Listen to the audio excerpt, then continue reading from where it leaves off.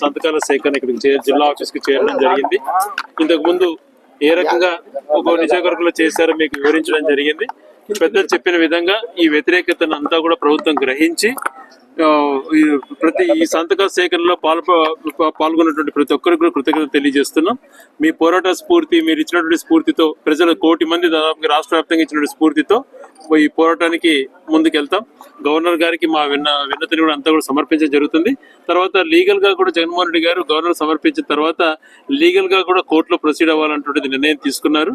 కాబట్టి ఈ రోజు ఇక్కడికి చేరినటువంటి ఇవన్నీ కూడా ఈ 6 నియోజకవర్గాలలో దాదాపుగా 3 లక్షల పైగా సంతకాల సేకరణ జరిగింది. ఇవన్నింటినీ కూడా ఈ రోజు ఇక్కడ భద్రపరిచి 15వ తేదీన ఇక్కడి నుంచి జెండా ఊపి అన్ని నియోజకవర్గాల నుంచి నాయకుల ద్వారా ఇక్కడి నుంచి విజయవాడకు పంపించడం జరుగుతుంది. 18వ తేదీన జగన్మోహన్ రెడ్డి గారు 4 గంటలకు గవర్నర్ గారిని కలుస్తారు.